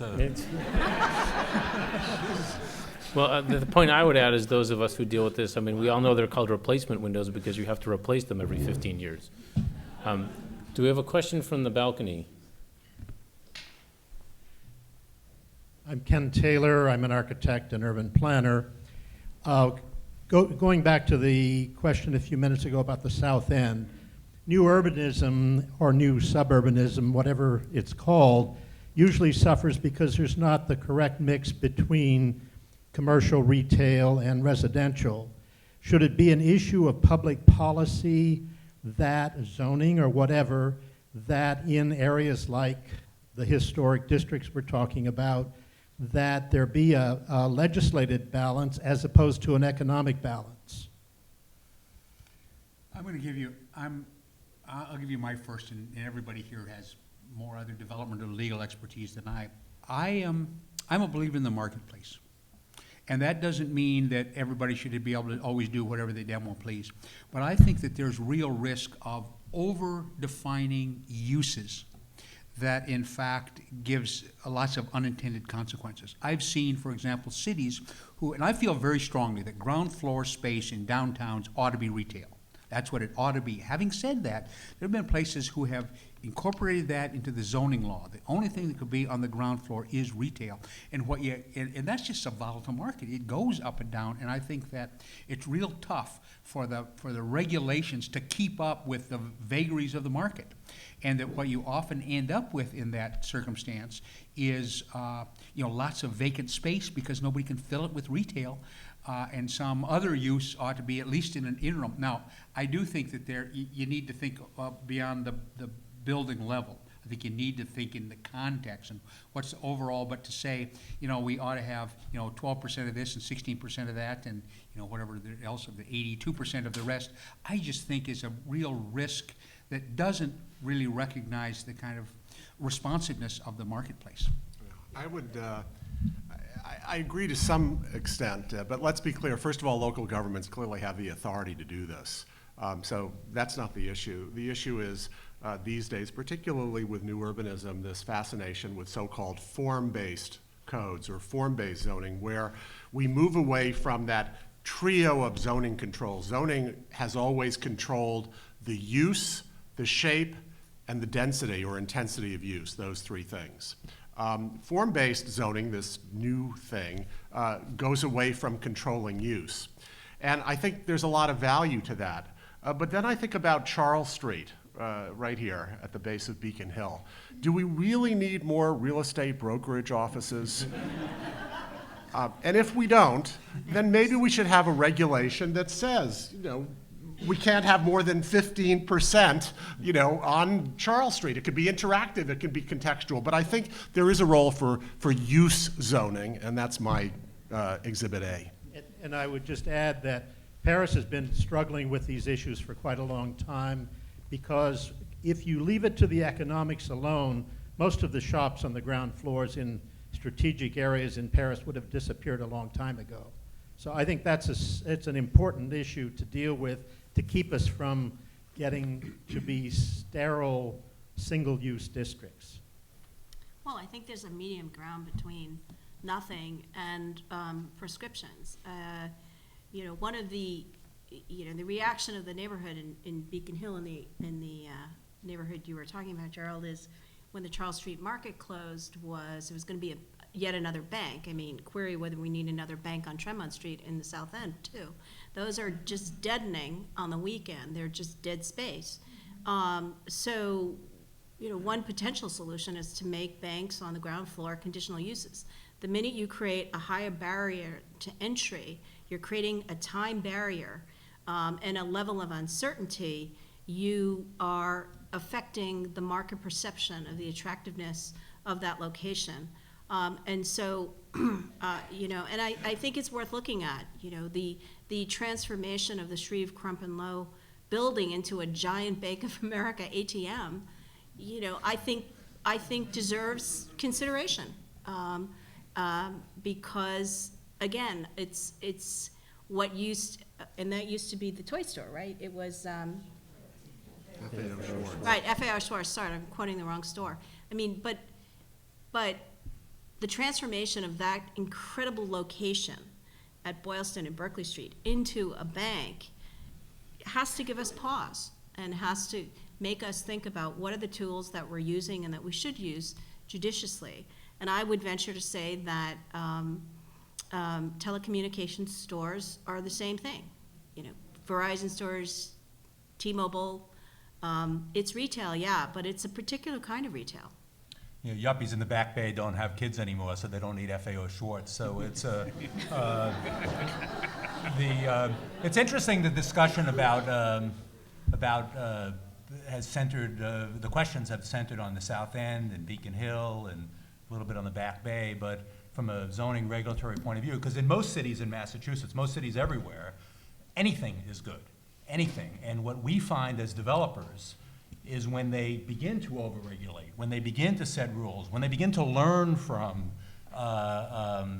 cities that create, call it more restrictive uses or codes, that they render themselves anti-development unintentionally, and that they'll find themselves with not being user-friendly. So I think there's certain, from a planning 101, design 101, there's some obvious things to undertake, but at the same time, over-regulation, over-design, over-planning really does have, in the real world of development and taking economic risk and looking at those types of opportunities, does have often unintended consequences. All right, we have another question in the wings here. I see one here. Oh, go ahead. Hi, I'm Marie Sorensen. I'm an architect and planner. Thank you all for your comments. I wanted to particularly thank Donovan for all of the metrics, and I was very excited that we had John Barros here. I tend to notice the outlying data point, and I noticed we all speak like architects and planners, but John talked about tourism. And so one of the things that I would urge you to measure, Donovan, is foot traffic. So how can we, as developers of, for example, multifamily housing or office buildings, convey the tourist value of, cornices or elaborate door surrounds. So I think just digressing a little bit, the issue of the term embodied energy is quite problematic because nobody knows what that means. And what you were describing as materials flows, I've learned to call life cycle costs. So none of these terms mean anything outside of our field, and we need to dumb it down and simplify. I was struck by the announcement on March 7th that Marty Walsh was hoping to extend nightclub hours in Boston to 3:30 a.m. That is, again, a metric of increased traffic flow, pedestrian time, extend the hours. So I'm curious what the panel has to say about how we can, without selling our souls, tell better stories, make more freedom trails, utilize our advocacy dollars to tell better stories that get people into our cities and towns and into those historic districts. There is, by the way, a really, really interesting guy's way smarter than I am at the National Trust Green Lab who are in the process of trying to quantify the attractiveness of neighborhoods with a mixed age of buildings, particularly smaller scale, neighborhood scale buildings. And these are really smart guys, like PhDs in statistics or something. But they've experimented with it in 3 cities, I think Seattle, San Francisco, and Washington maybe, and I think they're expanding. But they're, on that issue, they're doing things like measuring the number of cell phone calls at 10 o'clock on a Friday night. Where are they coming from? To see this concentration of things. We're doing a study now, just getting started in Raleigh, and our client there sent us a link to a New York Times story that 2 weeks ago that was talking about the hot restaurants in the southern town of Raleigh, North Carolina, and she says, look at this, because 70% of them are in historic buildings. These guys at the Green Lab are looking at Yelp comments. And kind of correlating historic buildings with the kind of positive Yelp they're looking at the kinds of stuff on Craigslist. So they are looking at, with very non-traditional measurements, trying to get at what you're looking at, and to some extent what Jerold was looking at, some things that are not in the normal kind of geeky economic 101 kind of measurements, to get a broader range of this measurement of our attachment to and attraction to these kind of places. Well, I just wanted to say that I think part of our task is to generate more civic activism around this.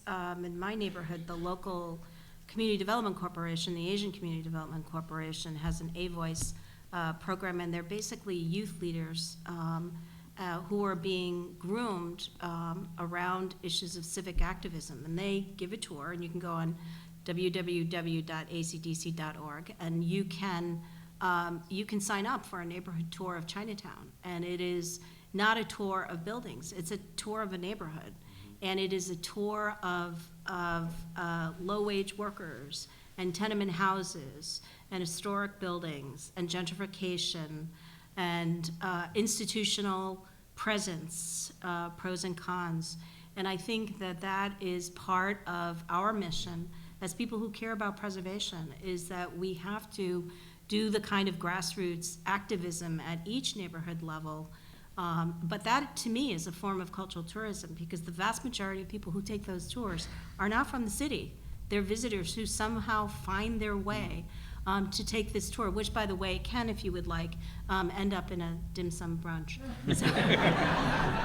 So I highly recommend it. Yeah, it's actually, it's Airbnb for historic preservation. And that's, all of these things are the new things. Donovan's, measurements, the neighborhoods, a much broader idea of historic preservation, finally. And I think what Rebecca was just saying is really true. But I'm struck, Airbnb was just valued today or yesterday at $10 billion. And if you think of, again, I'm not saying, sleep on the street necessarily, but the neighborhoods, in different cities are places where we could all go and trade and be at. There's a lot of value there.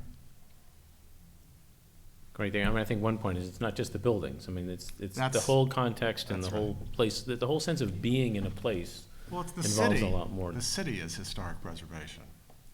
Anyone else? Any hands? I can't see the balcony, so is anything going on? All right, speak up, because you're in the shadows. My name is Paul Goodwin. I'm a planning student and an aspiring real estate professional. Thank you, great discussion. One of the things that's coming to my mind is that historic districts don't generally coalesce out of weak communities or lower socioeconomic standing or communities of color. And I sort of see historic districts perhaps as a way or an underhanded way to use exclusionary zoning in cities. And I'm sort of curious as to what we think about how costs and benefits as related to historic preservation might affect those disadvantaged communities, especially in a city like Boston where housing prices are so high. I mean, I can, again, development and, the sort of the good news is gentrification and the bad news is gentrification. It's this constant problem that we have. Had I had more time, the second point I was going to make, which is on my pages, is called Inclusionary Historic Preservation. We need to start thinking about historic preservation, and not need to start, it's occurred for many, many years, but it needs to be broadened out, just as we talk about inclusionary zoning as opposed to exclusionary zoning. And inclusionary housing, we can also think of inclusionary historic preservation, recognizing, again, the economic impacts that are there, but recognizing that everybody is entitled to share in the benefits and that we may have to do cross-subsidies or other kinds of things. There's literally no such thing as a free lunch, but that doesn't mean we don't keep in mind what impacts might be disproportionately felt, and indeed make sure that at a minimum, the poorest or the poor or the lower income groups are not harmed at all by historic preservation. I would add to that, Gerald. In fact, I recently wrote an article on this about to come out in National Trust publication about how, since most now of the unrehabilitated historic buildings are in lower median income census tracts, poor neighborhoods, which in most parts of this country are often minority communities, that we could well have a system similar to the low-income housing tax credit development industry, which incorporates into it goals of hiring, local set-asides, local employment opportunities, M&WE type efforts, so that the beneficiaries of such redevelopment, not just in the housing that's created, but in the economic activity that we learned so much detail about this evening, flow through to the members of the community. And now this federal program of federal historic credits has no such requirement, whereby other federal programs have such a requirement. I think it could be a great opportunity for parts of the city. For example, we just did a project completing a development in Roxbury called Washington Park. It's a rehabilitation of a series of historic buildings, and in doing so, we were able to do some 70% of the economic activity going to minority-owned businesses and minority vendors and employees and construction workers. So more of it can happen. Anyone else on that topic? Buzz, you have a question? Thank you, spectacular presentation. I'm struck, and maybe you'll address this to Jerry more than others, but I'm struck by I'm going to raise the flip side of a coin. We've talked about the tax credits, which are terribly important to save the buildings. We've talked about it with Donovan's great piece on the benefits to the community of having invested in our historic properties. It strikes me that there's a concept in infrastructure improvement these days. We're all looking at transit development, transit-oriented development, and all that. There's a concept called value capture. And I'm struck by the fact that the new development that does occur around our historic fabric, which does yield incredibly increased property values for those who are adjacent to or in the neighborhood of the great historic preservation work that's being done. There's a windfall benefit to the people who aren't doing historic preservation. They're just living in the right neighborhood. I know Jerry's thought about this in the past, so I want to put him on the spot, but I wouldn't mind hearing what Rebecca has to say about it either. Okay, well, I'll buzz. Yeah, I mean, the buzzword today, sorry, Buzz, is indeed value capture. You know, and everybody's trying to capture the value and capture it for what they're concerned about. So in New York City right now, it's value capture for affordable housing. Incredibly laudable goals. And let's not pretend, there are tensions between all of these sorts of things. There's almost so much money to go around. Right before the new mayor, de Blasio, was elected, there was value capture for infrastructure around, by the way, Grand Central Terminal, that great historic preservation icon for all of us. What you're talking about is value capture, again, for the properties that have increased because of what Donovan has showed us and talked about, the increase in value, and that ought to be shared. Everybody's going to be grabbing for value, and I think the contest is going to be between what goal you hold most valuable. Do I really hold out hope for creating a district, some sort of special, you know, tax district or regulatory devices that could, in fact, you know, capture some of that value? Anything is possible. I would be surprised to see that happen on historic preservation. In fact, we're always trying to do the reverse in a way through transfer of development rights or whatever to try to get value to those properties. You've pointed out, however, and this is the, not the flip side, but, you know, if people really look at Donovan's work or others in this area, they say, gee, all these people, you know, they shouldn't benefit from that. You know, they're getting a windfall. We ought to, you know, and then all of a sudden people won't be as enthusiastic about what Donovan's saying because now it's been captured, right? So that's the quandary we're in. But maybe it ought to be captured and redistributed to the people who are actually harmed, who may be lower income renters, not owners. And by the way, in Brooklyn right now, and there are studies that are being done, the owners in certain Brooklyn neighborhoods in New York where the values have gone up, who might have been on the poorer side when they initially got those buildings or they had lived there for many, many years, they love this now. And they say, gentrification, great, we're living here. This is terrific. So don't take it away from us now either. I mean, so this is a very nuanced sort of argument that has to be handled case by case, neighborhood by neighborhood. So I guess I have two responses. One is, I think there are always going to be freeloaders. It's just a reality of economic life. And so there are going to be people who don't improve their properties and whose property values nonetheless are going to increase because of the collective efforts of their neighbors. And I think the kind of value capture that you're talking about requires a fairly surgical solution, and governments aren't particularly well attuned to doing fine surgery.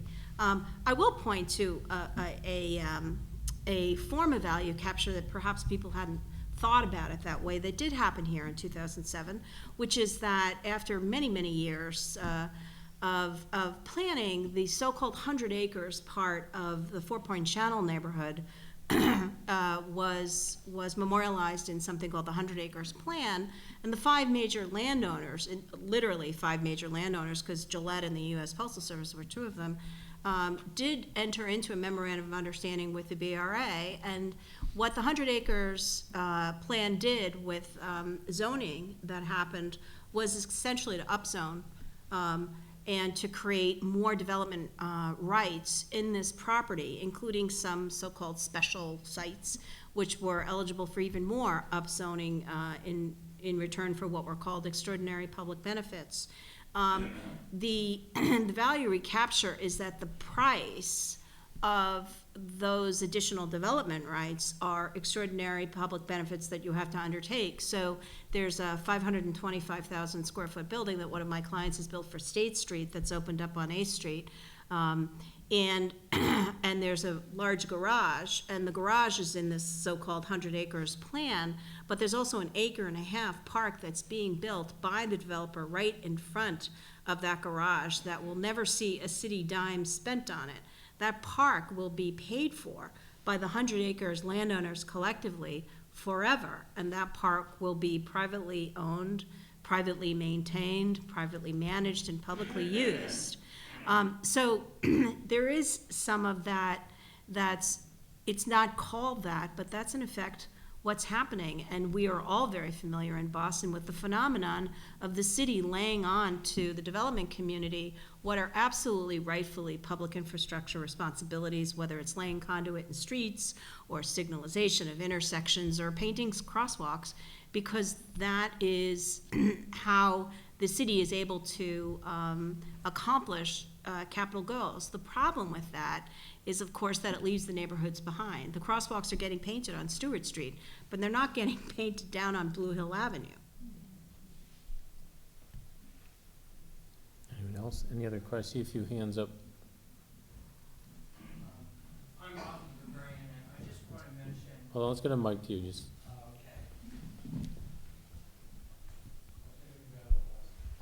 Thank you. It's been wonderful being here. What's really important to point out tonight is we are in the Business Improvement District. And this district is keeping the streets clean, it's guiding tourists around, and it's being paid for by the commercial owners within the downtown Boston Financial District.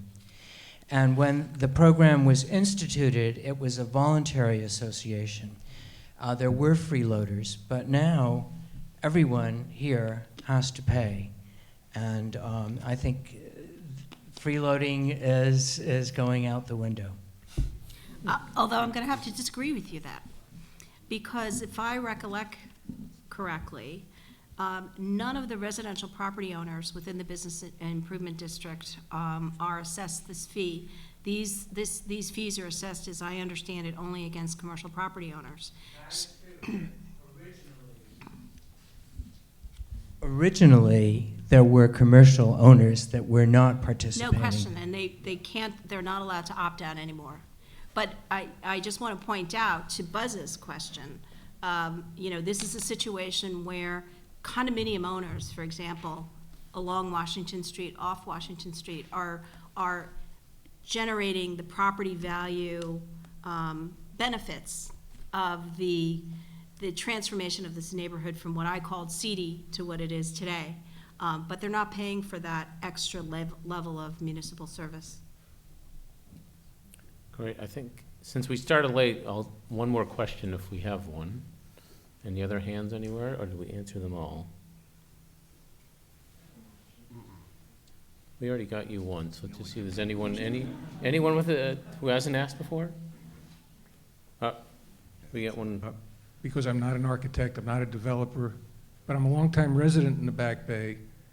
And just want to throw in a few things. First of all, to see how things have changed. When we bought our condominium on Commonwealth Avenue in 1974, the question that we got from the people that I work with was, why would you do that? And what will you do with your car? And they don't ask that question anymore, and for a lot of reasons.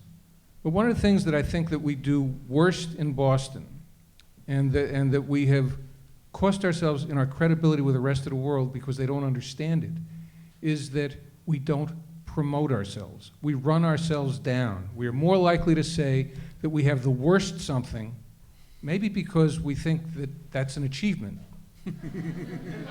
than to say what's right here. And so if you have a conversation with somebody from Texas, and they tell you how wonderful Texas is, and you tell them how terrible Boston is because you take pride in that we're not stuffy, we're not boastful, they think, God, if he says that, how bad must it really be?